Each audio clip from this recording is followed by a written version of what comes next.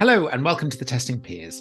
We're going to be talking about quality shift and we'll explain exactly what we mean by that a little bit later after the banter. But first of all, we have another special guest again. We'll come to that in a minute, but we have two regular people. We have Chris. Semi-regular Chris, hi. And regular Russell. Hello, regulars. And semi-regular Shey as our special guest. Hey, I'm semi-regular Shey. And I'm David. We'd like, as always, to thank our sponsors, Saffron QA, and we're delighted that they continue to sponsor this podcast. Saffron QA is a specialist in testing recruitment, offering permanent, contract, and a newly developed retained recruitment service. More details can be found in the show notes, or please reach out to Ben directly to find out more details. And so, let's pass over to Chris for the banter. No context, Chris, with the banter. So, before we really dive into the quality shift concept and what in the world we mean, a little sort of heads up is it's kind of a little bit like an enlightenment moment. And thinking to that, there's a lot of things that probably seem small in your life, but actually at some point you did them differently or you did them wrong and you had a little bit of a learning moment. Or maybe you misheard some song lyrics or you weren't able to do something and then all of a sudden you could. Have you got any sort of interesting tales of moments where you sort of like had an aha moment and thought, oh yeah, and then from that point onwards you learned something and did it differently? Wow. Zero context Chris has thrown one out of left field. Awesome. Yeah, rocking. He's a superstar at this. We don't get prepared for these. So I come on as semi-regular Shey and get asked to ask something right way out of left field. I guess at one stage I didn't know how to be on a podcast. Now I do. I'll give you like an idea of something that for me was kind of like a bit of an aha moment for me, which was I've had these things called smartphones for a few years, but I struggled for a really long time with typing things and not messing up what I was writing, autocorrect and stuff. And eventually I settled on actually using that swipe keyboard, which I believe most people don't bother doing. But for me, that made the proficiency in the words that I was typing to people significantly more legible than when I was doing the old typey thumb thing, and I had to turn off the haptic response on the phone. And before I realized that those were things that were throwing me off from being able to be effective when I was typing, that was kind of like a bit of an aha moment for me. And it was just because I was messing about one day and then I thought, why haven't I always been doing this?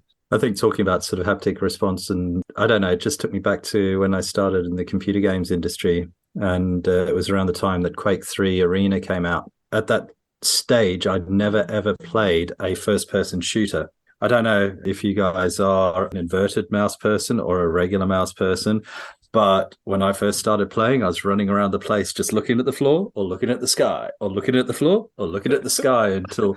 I've done that before.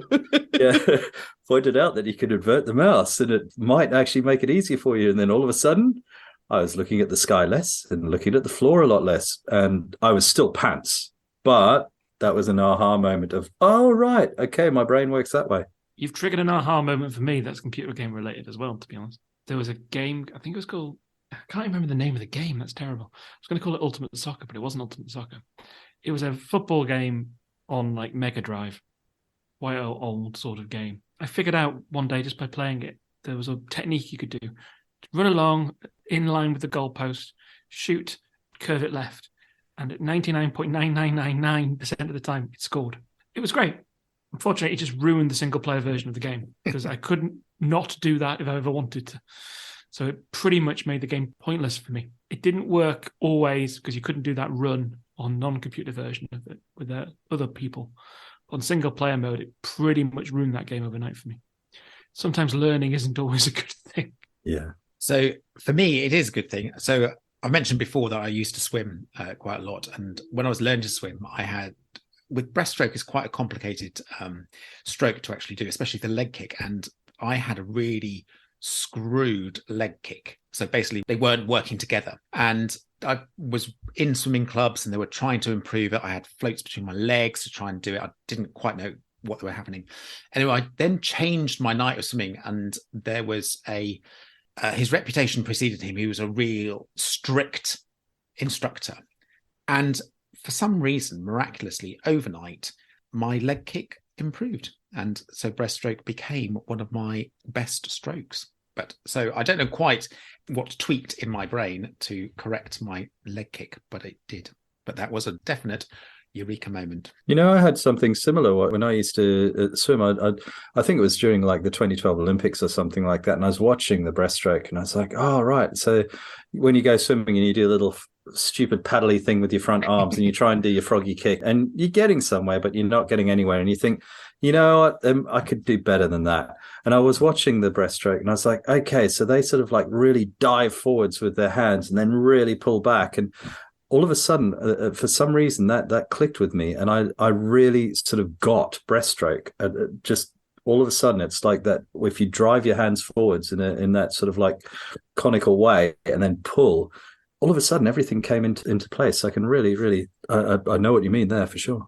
I'm still waiting for that breaststroke enlightenment moment. My breaststroke is diabolical, but maybe one day, fingers crossed, it will happen. I would drown if I had to rely upon breaststroke, let's be realistic. Unless it was a shallow pool, in which case I'll be fine. We could talk about swimming for a long time, and we could even segue into swim lanes on a Duracan ban or something like that as a really nice kind of way we move into development, but we shan't today. So going back a short while, still during the pandemic, I was looking at doing another podcast listener. Not instead of, but another one. And I'd spoken to a few cool people, including the cool people on this call. I'd come up with a concept called quality shift, as David mentioned earlier. Now, what that was where we've all got careers and things that have happened in our past lives that we bring with us when we move through our careers into new places, new projects, new teams, new companies, things that we kind of give as a sort of lived example of why something is a good idea or something is a bad idea in a way to approach things. And it's like an aha moment, but in our working career that has affected our perspectives of something quality related. And that could be sort of relationships, the way people deal with other people, either positive or negative, or particular moments, like either horrific ones or real like raise the roof fantastic moments that you use to then inform the way that you now operate in the workplace. And I called it like I coined it as a single like quality shift moment. We probably have quite a few of them if we were talking in the right subjects. But I thought it'd be kind of fun if we could maybe like touch on a quality shift or two about these things. And I did give my co-hosts today around about 4 minutes of lead time to think of some ideas. And listener, good news, Shey Crompton already has something. So do you want to just dive in, Shey, and then we'll go where we go? Yeah, for sure. It's a bit of a story time. I used to be a software tester in the computer games industry, left the industry, became a project manager, designer, etc. So I was outside of testing for quite a while. And it got to a point in my career where I was like, you know what? I really enjoy testing. I'm going to go back and be a tester. And so I got a job as a tester again. This is about 15 years ago. And during that time, I was like, the internet had changed, the world had changed, everything like that. And there was a lot more going on, and blogs had come into the fore, and I was reading blogs and everything like that. And I thought one day I was sitting there and I was like, you know what? My dad was an accountant, and he used to go to like things like conferences. He used to go like the annual accountants conference, and every now and then he'd go to sort of like a quarterly accountant shindig or meetup or something like that. And I was like, oh man, you know what? I wonder if there's anything like that for testers. So I was Googling around, and I encountered this website called Meetup. And then I was like, okay, in London, here I am in London, check it out. And funnily enough, I found the London Tester Gathering. And I remember to this day, the first time walking into the basement of this pub that it used to be held in, I remember just that moment, taking a deep breath and opening that door. And from that point, my life changed. Everything changed. I met fellow testers. I met people of my own mind, people who mentored me, people who taught me, people who gave me jobs, people who made me want to be a better tester, better person, better leader, taught me leadership. The people I'm with now, the people I look up to and consider some of the greatest people who I've worked with or want to work with on this planet. stem from that one opening of a door, that one serendipitous moment of searching on the internet. And that is been the biggest quality shift in my career, without a doubt. I've had a few more, but nothing can ever eclipse that. Since then, I've volunteered at conferences. Yeah, I've been internationally speaking at conferences. I've helped out. Oh, man.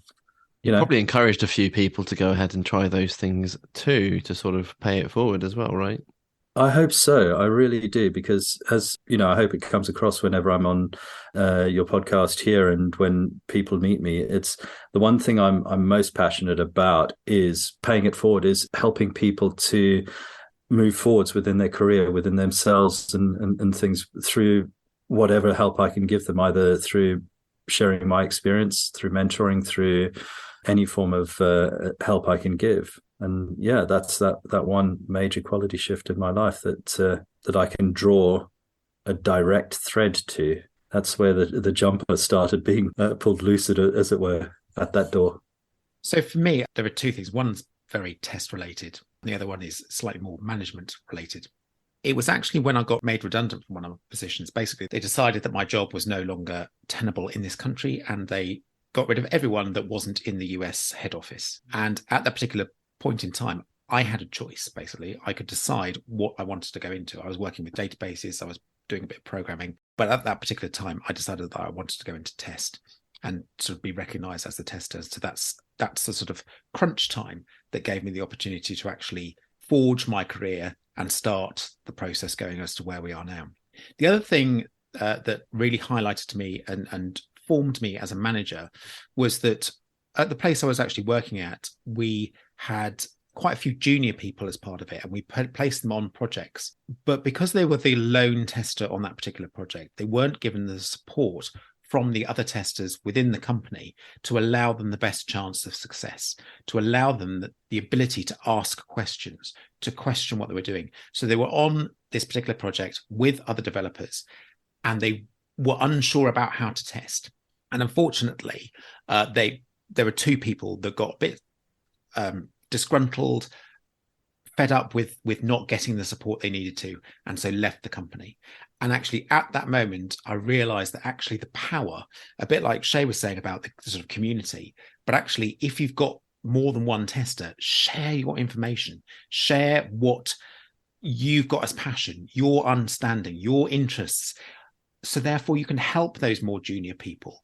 And actually they can help you because they can ask questions back. But if you don't have that initial communication and you don't offer other people support for those good times, then actually when things get bad, you haven't got the strength of those communication channels. And so therefore don't have anywhere to go apart from leaving the company. And so that from that moment, I sort of forged my managerial way of very collaborative working to ensure that everyone feels supported at every step of their career. I really love that because, as you said, when you're collaborating, then forge such a stronger bond with people. And, you know, that can be the tipping point between somebody sort of walking off into the sunset and never being in your company again, or even in testing again or something like that, to really flying. Coming from an industry like computer games where everybody was so secretive of their intellectual property and stuff like that, to figuring that out of like, the more I share, the more I get back, and the more I get back, the more I want to share, and the stronger the bonds are. And then, you know, we build that community, and then that means that we have that sort of cross-mogenation, which means that whatever product we're working on or whatever becomes stronger because of it, because the output will be higher quality, because you're not in a silo, you're not in an echo chamber, you're not there on your own. Yeah, that speaks to a lot of things that I've had in my career. I think I had the pleasure of working with David at one point, and we actually had regular tea breaks. Like, not regular, like we had them every day. We didn't have like several a day. But in that time, we would use it as a chance to sort of chat things through, sanity check things, get a bit of feedback from a different perspective. We often were sat on different projects, but it was always good to sort of share ideas. And I've really taken that sort of seeking a sanity check thing with me throughout, because it's how easy is it to internalize and start to sort of get paranoid and worried that you're the one who's wrong in situations in the workplace. I'm fortunate that I know some wonderful people who will actually respond to me when I ask if anyone's around to sort of chat things through. And bless you all for being patient and giving me your time. But seeking feedback is so important. We talk about it all the time in terms of like how valuable it is in terms of test information and getting feedback sooner, but also for ourselves, like we can become really sort of socially awkward imposter syndrome kind of people when had we been able to seek that feedback, that reassurance, guidance, or even like someone being a bit more strong and going, well, actually, no, I think probably you are on the wrong street. Just having a bit more of a definitive line on things helps when there's like a real sort of murky doubt, grey area. I find very often it's very unsettling. And actually, knowing like as soon as I start to internalize and worry and catastrophize about things, actually just reach out to someone and talk to them, get some feedback, sanity check with people. And more often than not, even if I'm not right, I feel better because I've sought that feedback. I've gone out and gone for those things, and I can think of quite a few sort of moments when I just didn't do that in my early career. And it would only really have been around the time I worked with David that I started to realize that's a normal and sensible thing to do. There's real value in seeking feedback in those areas. And even like this week, I've had to just chat to people and go, does this sound right to you? Like, it doesn't matter if I've been testing for like nearly 19 years. That means nothing because there's still stuff that's different. Circumstances change, context change, people that you work with change. But that just, it helps you so much because isn't it easy to just feel like you're the imposter in the room? Do you think it's an age thing? Do you think you get more mature and you recognize that other people have valuable in those as you grow older? You become more self-aware, but to a point that we mentioned offline, the more you're aware, the more you realize you don't know, the more you begin to question how anything is ever built and how ever anything goes on. And the ignorance maybe was bliss. But you do become more self-aware, I think, as you get older. You begin to learn what makes you tick. But I do think it's quite easy for us to fall into those old habits, those old traps, those old self-doubts that we had. And especially in the time that we had over the pandemic, when some of us were really isolated, remembering to check in on people and ask for people to check on you was really important for me because, man, that wasn't an easy time. No, it wasn't. I also don't think it's an age thing. I mean, I wonder if we're all, let's say, a bit above 30. Maybe we've all come up through the ranks in a way where leadership was different. Obviously, software was different when we started our careers and things like that. So I think a lot of, and it sort of, predates the whole sort of Toyota revolution, Agilista junk that came out. Wondering now, when I became a leader, I had no one to help me. It was like, there you go, you've got a team, go forth, my son, and lead that team. Whereas now, if with that feedback, with that sharing and things like that, I wonder if people coming through as junior testers coming into leadership may be better set because of the likes of our sort of mentorship or just having had that realization, and we're trying to sort of transfer that realization to them, and they get that realization earlier. We may have naturally developed it now just through sheer being bludgeoned to death by being in the industry and having that sort of epiphany, but maybe an epiphany can be mentored earlier on, and you get these younger leaders kind of thing. Do you not think it's a cycle that even our generation, we had our leaders that were trying to do the same thing to us, and every generation there is almost this, maybe it gets faster, I don't know, but it's almost like a continuous cycle of like, I remember an incident when I was starting out in my career and I broke production, significantly broke production, like 2 days downtime, daytime time type thing. I ran an update that wasn't against a live environment rather than dev environment, that foolish things that you do. But I remember the support I got was very much the fix forward. It's very much, we learn from these things. It's an opportunity, these sorts of stuff. Actually, the process was a bit broken. You shouldn't have had permission to do that. It shouldn't be that easy to break prod. I had a lot of support and things like that. And if I think back, that's the sort of leader I want to be. So almost the behaviors that I see are repetitive and we hear more and more of it. Is it there always, just we don't hear it? Is it some people are ahead of their times and teach us as they go? I don't know. It's just, I just wonder whether it's just a continuous process of experience trying to teach inexperience. I think also, I mean, we're talking about massive shifts in changes, but actually a lot of our careers are those subtle differences. So actually it's change over time. And we almost work our whole careers in an agile way. We find out things, that bit didn't work. Okay, so let's change it. So as for the sort of revolution of, oh my God, I've got a eureka moment, are probably few and far between compared to those incremental changes. And so we're sort of trying to think of these needles in a haystack. Yeah, it's evolution, not revolution. Difficult. Yeah. I think of another one, which was a little bit similar to Shey's, really. I went to a conference and listening to lots of talks, and I think I listened to a guest of ours from the week, Dan Ashby, and somebody else, the UK star, a while ago. They were talking about the software testing clinic, this sort of community that had been built to sort of help support testers and want to learn about testing. And Shey's visually showing us a software testing clinic little thing. And I found it podcast gold.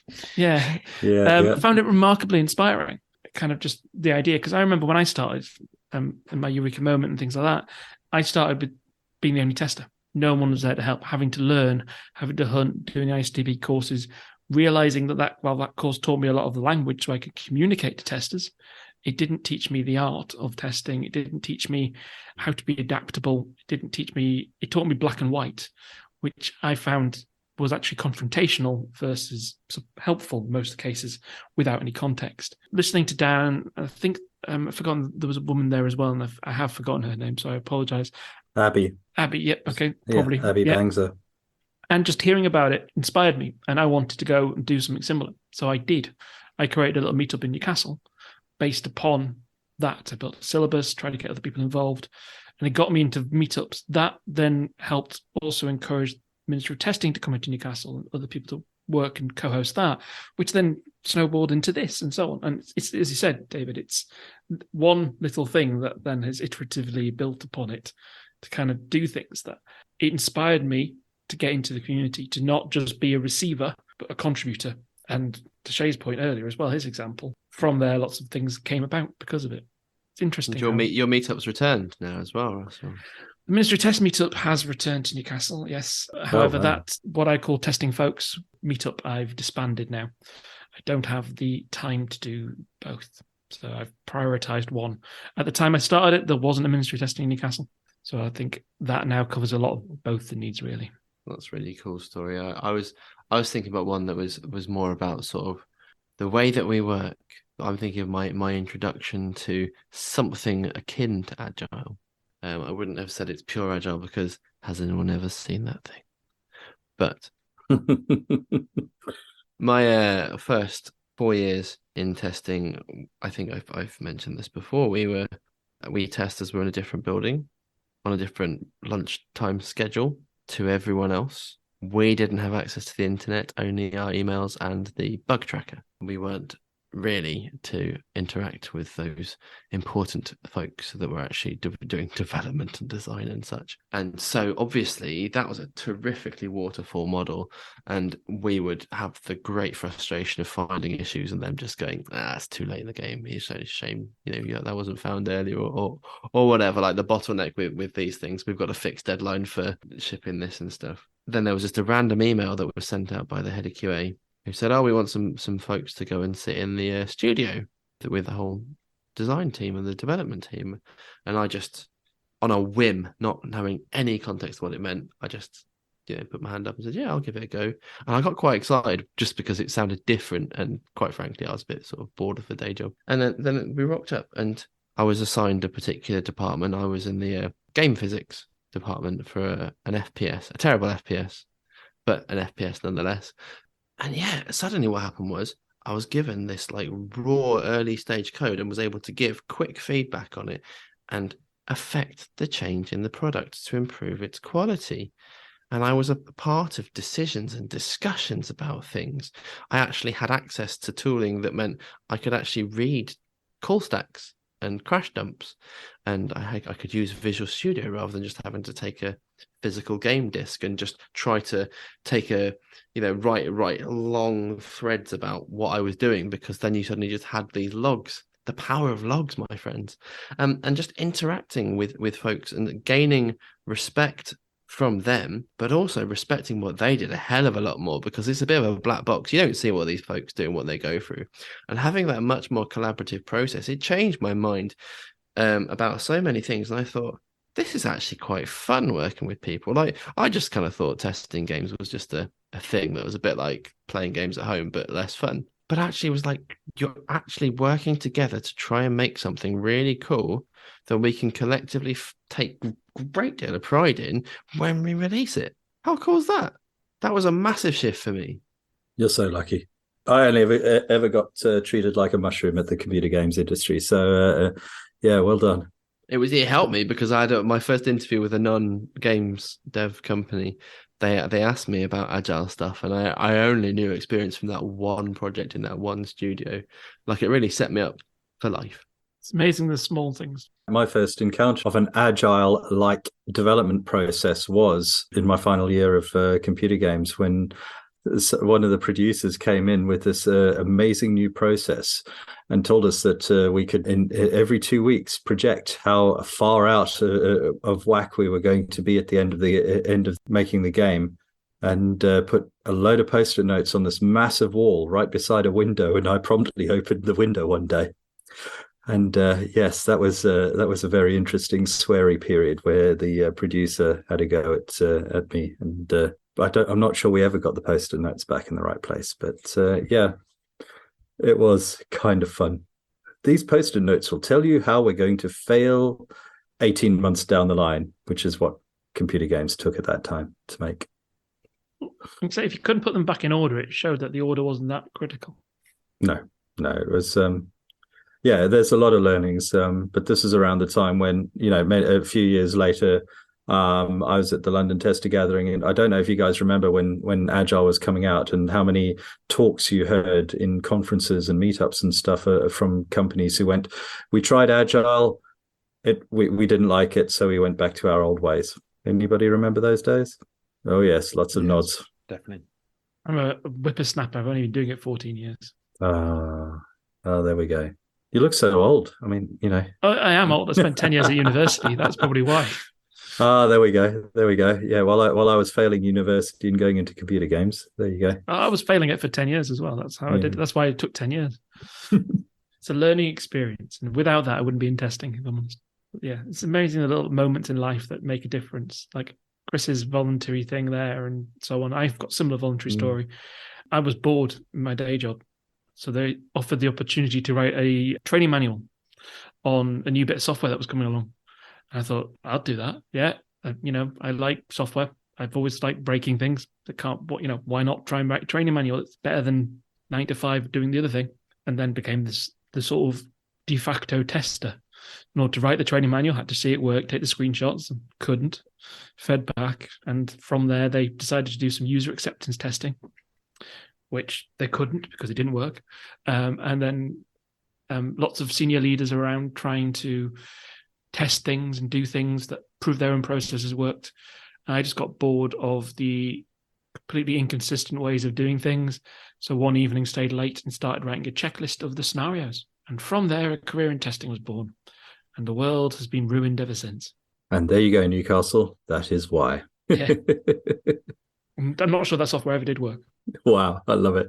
It did, kind of, sufficiently. But yeah, in those days, I mean, there's been a point in probably most testers' career where it's just like, you know what, stuff it. I'm just going to write the freaking checklist, and then you become either the test lead or the person in the limelight for the whatever the leader is, the producer or tech lead or product owner or whatever. You stuck your head above the parapet because you just got so annoyed and you just went, you know what? I'm just going to do it. That's it. Yeah. And then somebody goes, yeah, okay. You felt the pain. You think that was pain. Now you feel more pain. Welcome. Welcome to the dark side. Yeah, exactly. And the pain never ends, listener. Yeah. It does. Same time the taxes end. Yeah. I mean, that's how I became a test lead. I mean, within 3 months of being in computer games. If you want to talk about quality shift, I failed my university degree. I was sitting there dossing at my girlfriend's dad's house, and a call came going, "Hey, you used to play computer games, Shey. Do you fancy doing it for a living for a bit and kipping on our couch?" And went down to London, Puss in Boots style, and here I am. But yeah, within 3 months became a test lead because I was the idiot that just went, you know what? I'm just going to do it all. I'm just going to write all the scenarios. I'm going to sit here until 10 o'clock at night. And I'm going to just write the tests. And somebody goes, leadership. I like it. And yeah, that was it. Unfortunately, it was leadership. I like it. Now go and do that over there, and we will ignore you. And then many years later, I went and did a course in leadership and management, and found out that I probably didn't screw those kids' lives up that I was leading. Probably didn't. That's a good statistic. I mean, that's the thing. It's like when I became a father, it's like one of the best pieces of advice that was given is like, at the end of the day, you should look back and go, I didn't kill them today. So, it's a good day. There's worse mottos to have. I know, right? Look at that. What a podcast. Parenting advice, career advice. It's life advice, though, isn't it? It's about measuring success by the right quantity. Sometimes survival is actually success, and being a bit retrospective about things, and sort of like taking a minute to sort of reflect. I have a question to you all, and it's still on topic.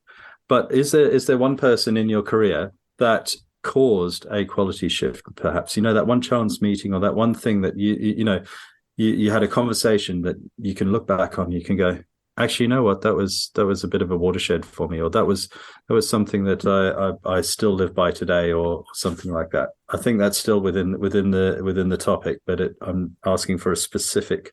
I've got a negative one. Yeah, negatives are good. Yeah, never do that again. I had a project manager who somehow was also a product owner in a Scrum team that was kind of 12 or 14 people. It was rather large, really, really agile stuff. And he had a way of interfacing with new people where he would try and break them on his first interaction with them, like pressing people to agree to unrealistic things. He broke some people to tears. People would leave stand-ups and stuff. It was kind of his way of just seeing whether he was going to be able to respect you or whether he was going to be able to walk all over you. And I thought to myself, that is something that I never want to happen in any team where I've got any influence in, to make sure that doesn't happen. I didn't at the time feel like I had any power, but one person stepped up and just said no. And so while it wasn't the project manager he was the big negative person, but it was seeing somebody empowered enough to speak for other people because he called out a real negative, toxic behavior. And that guy stopped instantly the minute he was challenged that strongly. And you think, damn, that's some inspiring stuff. Wow, that's incredible. And that bombshell perhaps should be what we end on. So thank you very much for joining us on our trip, I guess, down memory lane to a degree, or back in time, looking at the moments in the past. As always, you can reach us at contact us at testingpeers.com. We are available on most of the social networks, social devices, and different ways of contacting. So feel free to reach out to us. And once again, thank you for listening to us and our merry rambles. I hope you join us on our lovely journey in the future. For now, it's goodbye from the Testing Peers. Goodbye.